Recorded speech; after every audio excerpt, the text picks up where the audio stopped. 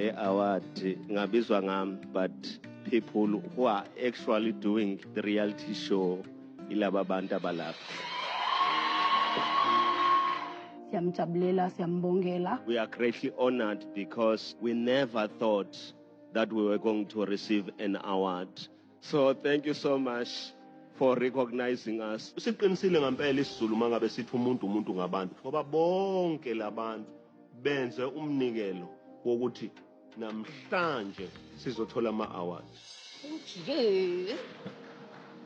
Hey, ngiyabonga mina Nkosi yami ukuthi akazange abe emotional lapha yena bese yakhala. Indlela akhulume ngayo ikhombisile ukuthi yazini my man is back. Yazini. Siyasinda la. Soluzobona.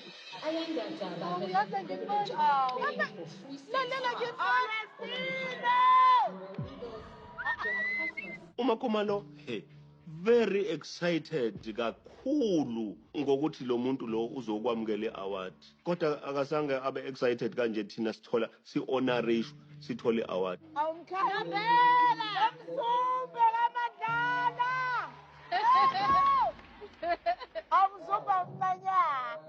I know him from Mzumbe playing with my brothers at Groundini, so to see him being honored, kungibuyisela into yokuthi uMzumba umncinyana.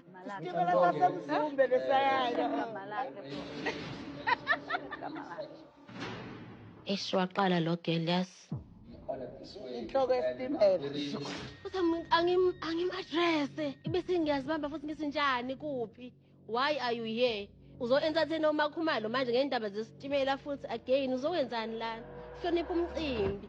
Lento sike sayikhuluma thina lana. Yam-offenda le nto kakhulu Macele. Nawu uMakhumalo mesayiqhuba lempe yabona andiqhutshwa umuntu wrong. Lo muntu amchukuluzayo uma esediniwe uzolwa nami aphinda akhulume.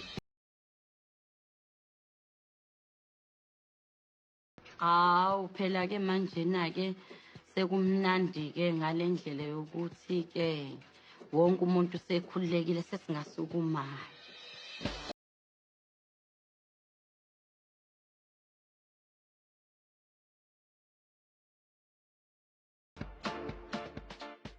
Amakhosikazi ami mefuna ukwenza into efunwa yiwona njengoba babona bedansa ingoba le nto ifunwa yibona, kodwa into ayike ifunwe yimina ngeke bayisekele bazolwa nayo. Already njengoba esibiza nje siyazi ukuthi uzomosha. Ngiyabonga kakhulu ukuthi nifike, kodwa kunezinto ezinye ezingangijabulisile. Jess Msindi. Injabulo I can see, angazi noma ukuhlonipha noma ukuthini ukuthi singajabulela abanye abantu, kodwa mina ngithole less appreciation. Yo. Into zala ekhaya uyacabanga nje sihambile simenyiwe sizojabula nangubaba wakhona. One ngiyengedwa lapha, but everyone knows ukuthi I'm not well, kodwa ngizamile. Inenze ungalindi sifike ekhaya mase ukhuluma yonke leyo nto. One ufike la mase singena eminyango lapha ya naba ikhaphuli noMacele. Wangena naye. Soma sekufanele ubanjwe sozobanjwa naye mina. Uyobongwa amakhaphuleni lapha ngoba kwaku-award wathina sonke. Kufanele ubanjwe ongene naye ayinteke. Ngicela ukukhuluma ngale njabulo Lwandle ingoba bekukhulunywa ngathi kwazi ukuba yithina esijabule. Okay, ngicelile ukuthi angiphelezele ngiye lapha ngihambe nabantu bami abayanga abantu bami. Okay, for whatever reason. It's not the place vele and akusona isikhathi sokuthi akhulume asithethise la emcimbini, kodwa ke sizothini. Mina bengize kuma-awards mina bese ngiyajabula ngigoduke. Ukube bowujabula bofanele ujabule ngesikhathi ngimile lapho ujabule. Kade besiyaphi madoda? Sijabulile nje kanti bofuna senze kanjani? It's fine because aniyiboni lento engiyishoyo. Yazi ngiyacela ningangcofani because yazi lokungcofana kuyinkinga. Uma ngabe uzothi lo mfana lo osuke eMzumbe uyena inhloko yesitimela kanti lento yake yakhulunywa lana Iyinkinga But leyo. Lwanda, it's a known thing. Into eyijoke ayikho ngomuntu. It's about us. Mina engiyishilo Lwanda. Angixofi muntu. Leyo nto thina siyenza ijoke. uMthombeni is saying siqhukuluza umuntu othize ngokuthi sizibize ngesitimela sasemzumbe is confirming ukuthi loyo muntu kusho ukuthi wayesidelela. So if that is the case, then I understand why it's ngiyaqhukuluza, because if ubudelela kusho ukuthi sengidelela back. Ngicabanga ukuthi ngiqedile. Ngicela ukukhuluma nje nomashobana umzuzu. Angazi ufuna ukukhuluma ngani. I'm ready for anything. Let's go for it. Ngicabanga ukuthi sengingakwazi ukufika kwakho ngoba asacabani kakhulu. Ngikwazi ukuzokhuluma engifisa ukukhuluma. So bengicela ukufika. Okay. Okay. Yeah. Ngiyabonga. Okay. Ngibe nobusuku obuhle kakhulu because ukuhlonishwa ngasekhaya kuyinto yonke ongayicabanga. Uma ngabe ungahlonishwa ngasekhaya noma ungahlonishwa abantu kodwa uma ungahlonishwa ngasekhaya awusho lutho. Nginenyanga ngigcinile ukuzala kaMakhumalo. Indlu yayingakaguqulwa kwakusanomsebenzi wawufanele wenziwe kodwa yileso sikhathi engagcina ngaso. La ngiyabona ukuthi angisazi angisakhumbuli kahle kodwa kukhona into eyikhona nayibhidlisa. Okay. At least ngizakhumbula. Yeah. I was expecting ukuthi uMthombeni afike la endlini namhlanje. Ushilo ukuthi ucela ukuza azokhuluma nami. Ikhishi isinomehluko. Siyabonga. Kodwa uyakhumbula ngaleli langa ngikutshela ukuthi kunezinto ongangitshela izona. Ngangirefer kwikhishi but angifuni ukungena lapho. Nongena. Njengoba uthi wena you were saving ukwakha ikhishi. I did tell you. Ngiyazi ukuthi mina ikhishi is sponsored. Yabona? Sponsored? Yeah. Hayibo, sponsored by who? uMthombeni is living in his head. Of late nje uphilela ukungidiscourage, uphilela ukungitshela ukuthi whatever engiyenza icabanga ukuthi worthy, it's actually not worthy. I paid for this kitchen longest into ngalazi. Labantu ocabanga ukuthi bona kubona. It wasn't for this kitchen. But we were approached. Ngangizolakha emzumbe lelo khishi abangapproachele lona. Uyabona uMakhumalo ukuze singaxabani kufanele angitshele noma into ismall kangakanani. Ziningi izinto. Nginjalo mina angiquestion ngalezo zinto. It's fine uMthombeni, I guess ikhishi lisponsorishiwe. Kuma projects engiwenza la endlini ayikho angazi ngayo. Ukube khona into ake wayizwa bekumela ngibuza ukuthi hayibo yazi ngizwe kuthiwa kunento kanje. Iqiniso kangakanani and lokho kuzokwenzeka kuphi? Ngicabanga ukuthi fanele ngitshelwe from the beginning. Kanti Elwani. angithi leyo information Iphi leyo nto? sesi-establishile. Mangapha ama-deals enginawo, so iphutha lami lokuthi this one, it was going to be a major change emzumbe, so yayingeke ingabonakali. Therefore, I had ukuthi ngipresente uma bengibuza into engizozenza. Awuthi ngikuchazele. Ngizoza kopresenta into engakahlangani. Ngiba emotional because now I'm taken aback ngokuthi mina ngenza yonke into from my pocket, yena wenza yonke into for ama-sister wives wami. At least into eyodwa angangenzela yona ke ukungijabulela. Uyabona manje uhamba ngemoto esponsorishiwe omoto awukazi ungitshela. Can't do this, guys. Ngizama ukukukhombisa Really, this I cannot do. This awazi ukuthi ngihamba ngemoto yaka omoda mina noJQ. Angikaze ngikutshele. angazi ukuthi uyi-ambassador. Angikwazi But lokho that's a ukuthi lie. okay, it's fine if it's a lie. Fanele ngivume lana ukuthi it's a lie because iphutho lenzayo ukuthi ufuna ukungishiya ukhulume nami ungishiye. Uma ngabe uMakhumalo engakwazi ukuba nami asiyena umfazi nendoda siyimane njena siyimfazi nendoda ngoba kubhaliwe nje ukuthi uMrs Mseleku lo uMr Mseleku lo. So uma ngabe yena enza lokho ukuthi kwenzeke kanjalo ngeke size understandana because sinento esiyibangayo esingafuni ukuthi ilungiseke.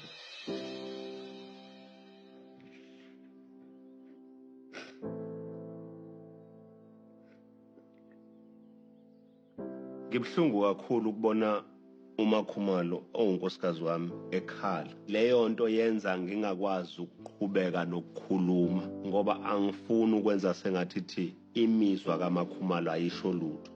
Into engiyizele lana eyokuthi ngifuna ukuzoza ukuthi yini inkinga ukuze ngikwazi ukulungisa. No, Sezwan, it's right.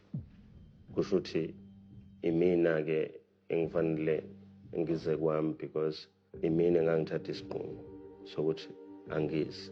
So unkosikazi wakho yena enze njani with all the pain that you have caused her ngale kathona unezathu ezikwenza ukuthi ungazi kwakhe? Isenzo sami has caused you harm ne-pain. So fanele ngilinde uzophola. If you push me away, I've never pushed you away. Mashobane, you are pushing me away even now. uMakhumalo ungishayela umthetho. Ubuthi lo mthetho ubuthi hlukana noMakhwela nengane yakho. So i-exclusion eyokuthi I could not follow mina a person oshayela mina umthetho. Ngithi kuwena, You have created this. Don't say I have pushed you away. You pushing me away. You leaving me out. You sidelining me. You making me feel like I'm not part of your family. You making me feel like vele mina, I mean nothing to you. You can live without me. That's what you have done to me. you dropped me. Ngikwenzeni? You dropped So me. ulwelani nami? Ukuthi Ulwela number 5 nami. You sideline me because of no, number 5. No. Ungishiya mina ngaphandle. No. Uyangilahla, ungilahla number 5 and then come to me and say awukazi ungilahla. Angaze mina ngishuza uMakhwela of uMakhumalo because uMakhumalo ngiyazi ukuthi unkosikazi wale ekhaya. So lento yokuthi mina ngishuza uMakhwela over uMakhumalo, it's wrong. Into ephile engqondweni. Kahle uMakhumalo unezathu zakhe angazisho ukuthi uMakhwela ngicabanga ukuthi ungcono ngo1 2 3. Manje leyo nto ufuna ukuyiphushela kumina. No, mina angisoze ngakwenza lokho. Mashobana ukwazi ukungilaxaza wena. Bangangilahla bonke abantu wena. Ngilahle ngani? Kanti owabani lo muntu? Owami ulala nami. Uzalela mina. It's a pity because manje kufanele ngikhulume ngomunye umuntu. Angikwazi ukukhuluma ngaye. Khuluma ngaye ngoba uyena osibeka. Angithi yonke lento eshintshile like ayishintsha uyena. Umuntu omkhulu la uyena. So khuluma ngaye. It's fine. I allow you. Angikwazi ukukhuluma ngomunye umuntu as if uyi-priority lowo muntu. Uyona kodwa. Ngaba ngimisanga Mashobane ukuqhubeka. Ubungafuna ukuqhubeka. He is still continuing ukuba manipulative. Akho man omisile anything la. Uziqambelela mina manga nje ngoba ukusho ukuthi usabona this naive woman or angamtsheli noma yini afuna umtshela yona yizo. Okay. So asingayikhulumi ke le nto Mashobane. Asikhulume ngokuthi mina nawe siwumfazi nendoda kuphela. Into engingafuni ukuthi yenzeke eyokuthi mangiza la kwami ngime esangweni ngingavulelwa. Angeke ume esangweni ungavulelwa. Ngeke uze la until I'm okay ngokuthi uze la. Awukwazi ukungishayela umthetho wena uthi angenze kanje angenze kanje. Akushaya umthetho umthobeni hlala kini kwakho la usho khona. La ungahlali khona futhi. So La kuhlala khona mina kodwa mina engishilo umzulu. no. Waxosha mina kwamba no. By the way, mase engixosha kwangempela ngizobiza ugandaganda ukudibize yonke le nto. Akufuzile ngokucabanga kwami ube ne-responsibility yokuthi kufanele manje eMzumbe kungafi ngoba lo responsibility ayinikezwanga wena yanikezwa mina. That is why nangalela langa ngikhuluma ngithi i-agenda yami ngayixoxa nokhulu nahleka because anifuni ukuvuma but angeke kade savuma lwandle but sithe masivula iplatform ukuthiwa sikhulume yokuthi clarifyani once and for all indaba yokuthi isithembu sasaziwa sizoba khona or not. Nasenze sazizwe ngazuthi asazi ukuthi uba ukhuluma iqiniso nokhuluma iphutha. Isizathu sasenza lonhle kube easy to date you ingoba uyindoda yani yesithembu kodwa ukuyoqoma indoda eshadile. It was a wrong thing if kukuthi kanti wawukade ungeyona a polygamous man by origin. uma ngase nithatha into esho yimina So yeyiphi iqiniso? ile yami because Thank you Lord. Ungachaza baba, ungachazi baba. Sivale lapho. Okay. Thank you. nangaleli langa sixabana waye kanje ingakho ngithi noma singangamboni siyoze simbone because uma ngeyona yakhe intando kusho ukuthi ayikho enye into kufanele kube intando yakhe then ke bese bakhona enye into lamagama wakhulumayo ingoba ungishayela umthetho mangase uyeke ukungishayela umthetho then sizohambisana Ngizothandaza ke Lwandle. yeah I think ngirathi-ke, I think siyavumelana. And then okulandelayo uma kaMpilo becela usuku lokuthi bakwazi ukukhipha uMpilo. Angikwazi ukwenza lokho because mina nawe asiyena umfazi lendoda. Mawucabanga uMpilo yena ukuzomphatha kanjani I ukwazi don't ukuthi care, you are Mashobana. used- You don't care about Yes, her. yes. You don't care about uMpilo? Listen, I don't care ukuthi uzocabanga kanjani. Ngithi kuwena uMpilo ingane yami nawe. Mase right mina nawe, then I care. Ungacabanga ukuthi uMpilo cares about me. She doesn't care. Ngoba Hayibo. ukube becare mina nawe ngabe kade saba right. Uma uMpilo ethi angihlangene nezinkinga zakho baba, ngeke ngize ngiyikhulume noma ukuthi lungisana. Ngithi ke Mpilo, by doing that we are failing wena your duty. Ave kuyi-threat lena. Ngisho into my observation. Sinalonhle sike sihlale sigaya empephweni ukuyoshisa impepho siwumndeni ngoba wena uthi kodwa uzoqhubeka nomcimbi ungawumisi ngoba uthi kodwa into yengane yami. Umuntu esivini usiye khona. Kodwa ngoba you care for your child. Uqhubeka kodwa because you care for your child awuma umcimbi. Awumisanga kodwa umcimbi wengane yakho ngoba wawuyithanda ingane yakho. Awungilalele nje. If uzohlukanisa izingane. Okay, it's fine. Mashobana niqhubekani ke niwenze umcimbi ke ngoba ngicabanga ukuthi nina nikawenza mina. It's not like uzoshona inside. Yeah. Yabona. That is disrespect. Ngoba I'm addressing an issue bese unkosikazi wami athi walk away. Bese mina fanele ngiqhubeke ngikhulume ngenze ngathi akwenzekanga lutho. Phela lento uzoyenza throughout uyoloku ethi ngiyamshiya uMthombeni mekhuluma. Angishiya. Ngibuye mina ngizoncenga. Hayi no ngeke izenzeke leyo nto. Usho masuhamba ngikuvulele esangweni. Ngifuna ukuchama kuqala. Khona ithoilet elingaphandle. Oh okay, lingaphandle. Uyabona namhlanje ngibonile lana ukuthi ngizofika ngentando kaMakhumalo. Ngizohlala ngentando kaMakhumalo. uMakhumalo mengangifuni la ngeke ngize ngihlale.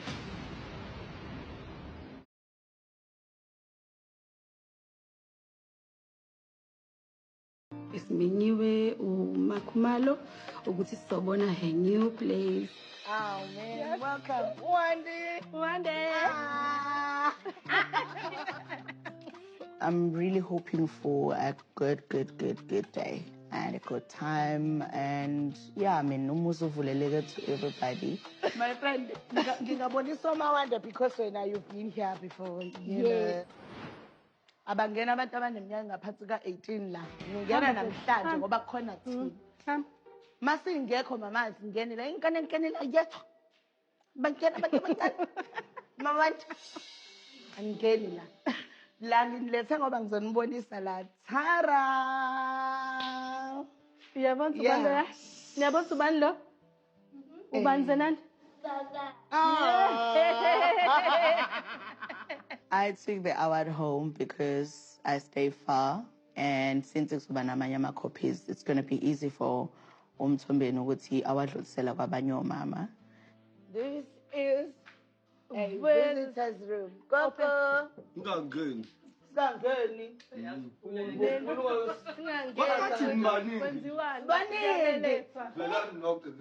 My family is also here, my brothers, my sisters. So I'm excited. Wow. Very demure. What a big house, guys. Sabawell.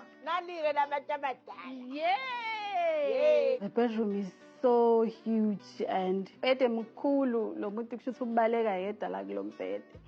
Ngizombambela umselevu ngoba ekathi hayi usakhona la sabhizi khona. So ngizobamba ispace sakhe. Oh, hey, mbale mina nginokudla ngana. Manje bengikheza ongasadala nje manje wafona impilo yami yakathi iqala kabusha. Hayi mina ngaye uMthombeni he's not himself. Mhlambe ngabe kwabalulu kuba uMthombeni ube yilomthombeni awuye manje engazange agule kungazange kwenzeke lutho lushintsho empilweni yakhe because ngabe kulula ukuthi ngithi oh nangu uMthombeni okade weshiwe. Manje kuba nento yokuthi uthi wayengaguli lo yaya akagulanga akanjani lo nje ngathi uyiloyelwe yabo. So angazi noma weloyiwe nalokuqala noma ekuloyiwe lokuphela ngoba lo nje uziloyela umbhekile nje. at manje all. ke yini wena le hayizisayo kakhulu ke njengoba uthi ubuhayiza Yazi Mbali nje beqeda ukungena wangena ekitchen ufuna ukubona because kade wahamba. Mengena nje avela athi nje ngi-secretive mina ngithi ngokuthini kwami athi because leli kitchen ngiyazi lisponsorishiwe leli lami leli sponsor ba angimazi uyithathe phi angimazi uyizwephi kuvele kweza konke usizi nokuhlupheka ne-stress and everything that I go through ngizama ukwenza umzamo yokuphumelelisa into engisuke ngifuna ukuyenza ngaleso sikhathi. Hayibo ngeke ungabi hethi nawe mpemo uyayazi imali wena uyayazi imali iphume ephaketheni lakho bese kuthiwa sponsored. Into engingakutshela yona Mbali beyivele ixubana ithi kanjena ungayitholi into vele ngihluleke because I'm like okay ngidila kanjani nalesi. I think nje from ekurecovereni ukugula iyona impilo nje sesiphilayo mhlawumbe nesiyoyiphila forever kodwa ngeke oyinako ukuzenzisa ngangingakholwa ukuthi ubuyazenzisa because why kukhona iside elilodwa right.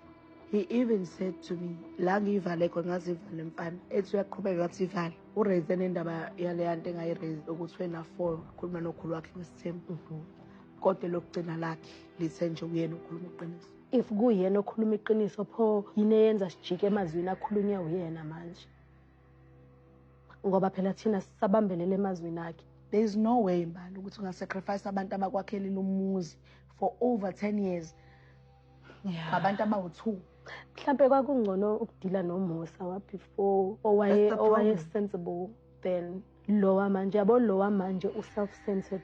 Iyathusa kakhulu indlela eseyiyo Mthombeni manje because uhlezi uyitshela ukuthi uba ngcono every day kodwa uyarealize ukuthi uba worse every day. But anyway we are here to enjoy and have a good time. Thank you for coming. Benge ngikwazi ungeze uma ungidinga ukuthi no like mfethu because I thank you for bringing the kids as well. We can have a good time, silugudla, have drinks, desserts, everything, and chill and be awesome.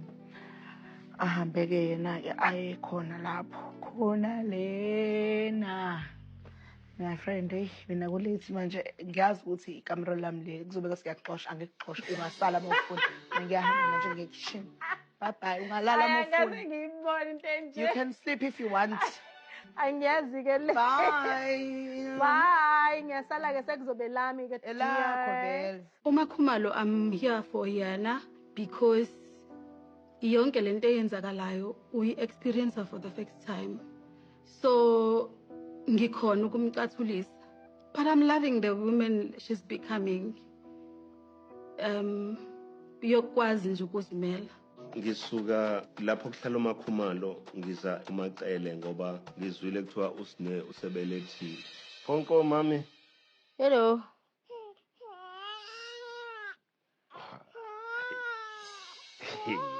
Hey.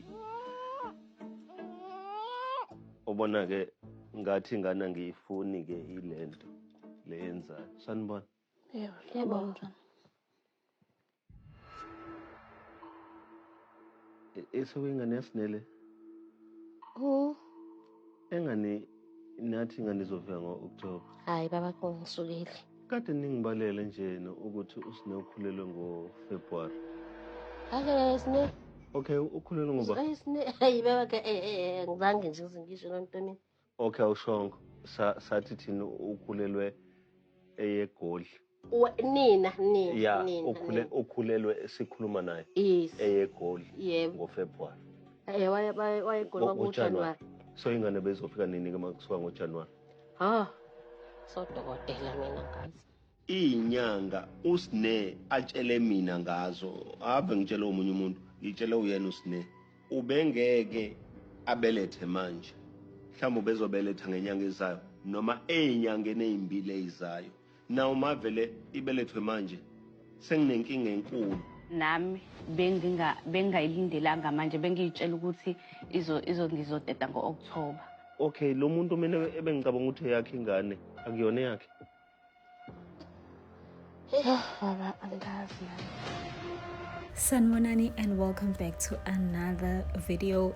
Gezweni namanje ngisayibuza ukuthi uhlaleleni ngempela uMakhumalo. She could be out there living her best life, but instead she still chooses to be in this mess of a marriage. She can't say ukuthi uhlalele imali because clearly she has the money to sustain herself. She can't even say ukuthi uhlalele ingane like other women ngoba she doesn't have kids with Umselegu. And at this point I honestly doubt ukuthi kusakhona uthando between them because indlela benza ngayo ungazuthi nje bayazondana. Umselegu kwayena ngiyasola ukuthi ngempela akazi ukuthi what is the meaning of uthanda umuntu, because if he did he would understand the pain ayizwisa unkosikazi wakhe. And-ke esayidini laMakhumalo bakithi, I think the only thing engibona ukuthi usayihlalele bakithi is ithemba. Lona kodwa ithemba alibulali, but i-stress sona siyabulala. Okay, let's start here, guys. This episode was so hard to watch, and I know I've said in this channel ukuthi uMamkhulu is my favorite wife, but when it comes to the other wives, I don't have a problem with them as people. Like, I like them as individuals, but I don't like them kulumshado because they complain about the situation abakuyona ungaphatheki kahle emshadweni wabo, but they still choose to stay. So for me, if you choose to stay in a messy, unhealthy, toxic situation, don't expect me to feel sorry for you. So number one, uMakhumalo chose violence that day. She woke up and chose violence. You could tell nje ukuthi she did not want to be there. But my thing is, why go in the first place? Ngoba she could have said ukuthi no, umsebenzi got too much and she couldn't make it, or she had a family emergency and couldn't make it. Umselegu would have been angry ngaleso sikhathi, but at least itafula lakhe at that event would have had more dignity and class ngoba behavior yakhe uMakhumalo was not on, gazini. She was doing too much, ubephapha, ememeza. Number two, this goes for all the wives except for uMacele. Don't get me wrong, I am all for holding your man accountable, gazini, for all the things he does, but do it privately. In public, present that united front, respect your man, pretend as if konke kuhamba kahle, smile, be happy, but masenifika ke ekhaya uthi baba angikuthandanga ukuthi nokuthi. We understand shuthi nje bona they don't care about the family's image, they don't care what people will think or say about Umselegu or them, behavior yabo. That's fine, but masebe right ke sebelungisile inkinga zabo nomyeni wabo sebe right, people will still remember the time when things were not good and bazobakhumbuza, just like how some people have not forgotten how one of the wives behaved when Umselegu was sick. Namanje asikakakhohlwa. Number 3, ilento ke mina ngibona ukuthi bayihlalele ngoba bengafuni ukuphuma kulomshado, bahlalele ukuzwisa Umselegu a taste of his own medicine. Kodwa ke bafike bangixake la mase becatch ama feelings, masenza kakhulu ke kunakuqala Umselegu. Kanti i-revenge ayihambi kanjalo. I-revenge uyinika umuntu if wazi ukuthi usu right ngaye. No matter how they will react, no matter how they will treat you after that, awusanindaba ngeke uzukufake enhlizweni. But bona they think ukuthi the harder they push, the more attention and care they will get from Umselegu. But no, akwenziwa kanjalo. They are actually pushing him further away. And I know for sure ukuthi my girl uMangwabe is loving every minute of it. Ngisho noma angeke aze asho. She said something that was interesting to me ngesikhathi eba ne conversation noMakhumalo. Kwi-diary session yakhe uthi kuMakhumalo she's here for yena ngoba yonke into eyenzakalayo manje we-experience for the first time, so ukhona yena uzomcathulisa ngoba she's used to this gazini. Kunini ngempela uMangwabe zama ukumtshela uMakhumalo about Umselegu, i-nature yakhe nje as indoda ukuthi akekho right. Lapho usiswa khona wayengafuni ukuzwa lutho embi oyishoyo ngomseleko because she believed, she was male centered at the time, she believed ukuthi there is always something that the woman can do or must do ukucima lo mlilo lo oqalwe yona indoda. Ngesikhathi ke umseleko esendlini ke kaMakhumalo, it really did not seem like a husband and a wife reuniting, a wife showing her husband the house that she renovated, built on her own njalo. The distance between them nje said a lot. The body language yaMakhumalo said a lot. Already nje she was defensive ngoba nakho manje kungena le ndoda emzwise ubuhlungu obungaka, ayifuna uxolisa, iyenza nje yonke into nje worse. Why couldn't he just compliment umuzi kankosikazi wakhe and be happy that his wife was able to do all of this for herself? Hayi shame.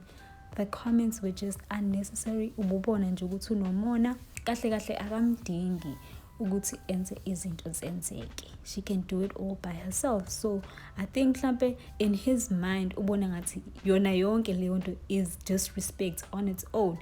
Nanokuthi ke another side ukuthi he can't fathom ukuthi his wife is able to build and finance this beautiful house by herself. There has to be a catch kuyona yonke lento le. There has to be a sponsor somewhere. Kahle ngempela umseleko ubeqonde nje ukuzom-insulta uMakhumalo, efuna thina sazi as viewers ukuthi lempilo ayiphilayo uMakhumalo is not because of her own doing, her own hard work, but because khona ama-elements are sponsored kulempilo yakhe. Why did he have to mention the thing about the cars? Ubezom-insulta nje, afune nje angayiboni ephumelele empilweni, angayiboni ukuthi inkulu lento ayenzile. Gayizini yo, hayi shame, ushade nje isitha sakhe uMakhumalo. Because let's say you had a friend Gayizini and wathola i-loan ukuze a-renovate mhlampe ikamero lakhe or ikhishi lakhe, and you get there and uncome lelo khishi but uthi hey lakusiza leyo loan leyo wayithola ukuze renovate ikhishi lakho ngoba kuba uyithola ngeloan ngabe nje alikho lihle kanje ikhishi lakho. Guys, that's not a compliment. Angazi ngempela ukuthi why did he think it was right ukuyisho leyanto. All I can say to that ukuthi thank goodness it wasn't sponsored ngoba clearly kuyamjabulisa ukwazi ukuthi amakhosikazi akhe awakwazi ukuyimela, athembele kuyena. Kuyamjabulisa ukwazi ukuthi amakhosikazi akhe azibukela phansi. Kuyamjabulisa ukwazi ukuthi they are settling for him. They see him as this man or capable of provide la yonke into abayidingayo. But manje with uMakhumalo uyabona ukuthi she is coming into her own woman. Uyabona ukuthi she deserves better, she's achieving better, she's building her own house. Manje it's almost as if uyamdisrespect ngalokho ngoba manje uyayiseparate from lesi sithembu sakhe umseleko, which is why elokhe ebuza uMakhumalo ukuthi umlaqazelani, because it is essentially as if uyamlaqaza ngokuba independent of him, of not needing him empilweni yakhe. Also uMakhumalo said something interesting that I thought I should share. Into bengisho in my other review mayelana nama-negotiations kaMakhwela. So when they were speaking about uMakhwela being a priority, umseleko uthena akayona i-priority uMakhwela. That's why emise amalobolo. Then wathi uMakhumalo uyiyona i-priority ukuthi nje uwamise ngoba nakhe ethanda nje, not because of the wives not accepting unumber 5. And that's what I said kwaseqaleni Gayizini ukuthi usile umseleko, he's using his wives as an excuse to drag lama negotiations kaMakhwela. I think khona into ayibonile somewhere somehow, whether ngoMakhwela or something else, le menze adragile process of negotiation ngoba kade amakhosikazi akhe umseleko emlwisa ngonumber 5 esho ukuthi awamfuni unumber 5 ngeke amamkele. Lokho akumstophanga ukuthi amithise engane yabantu. So now yini emstophayo ukuthi avela ishade straight. So I feel like mina there are reasons angafuna ukuwasho, but I feel like hazovela as isikhathi sihamba. And lastly Gayizini, uMakhumalo dangerous ne? She's so dangerous. Why is she threatening ukuletha ugandaganda emzumbe uzobhidliza? And my question is, mayethi uzobhidliza umuzi wakhe kuphela eMzumbe noma uzobhidliza yonke imizi esemzumbe? Because if that's the case, then it means ukuthi she is the original Bob the Builder, and ama-crash outs akhe are justified ngoba shuthi phela yonke imali yakhe has gone down the drain ngoba imali aseyifakile kulo mndeni ne-respect akumechi, ne-appreciation akumechi, and that is so dangerous, guys, as a woman to carry such a big load yomndeni. Lapho-ke futhi you're not even the first, second, but you're the third wife. Hayi shame. Why would you do that to yourself as a woman? And these are the things that land women kwama-psych wards, because benza kakhulu, bakhipha imali kakhulu thinking ukuthi kohleli kumnandi, indoda izoba appreciate, izobathanda even more, izobahlonipha even more. Kanti-ke webhetu akwenzeki kanjalo. The more you give, the more disrespect you get back. And I hope the ladies out there, especially the successful ones with the money, ngoba benzani ukhipha imali, guys. If you're thinking ukuthi you're making the right decision by taking a loan for your man, buying him a car, building him a house, umondlela iy'ngane zakhe, umkhokhela iy'kweletu, giving him imali ukuthi akulobole, ukumfunela umsebenzi, ukumfaka emsebenzini, ukumondla engasebenzi. Hey sana, you will regret, my sister. Uyobonga ngepleti lama qedela wena.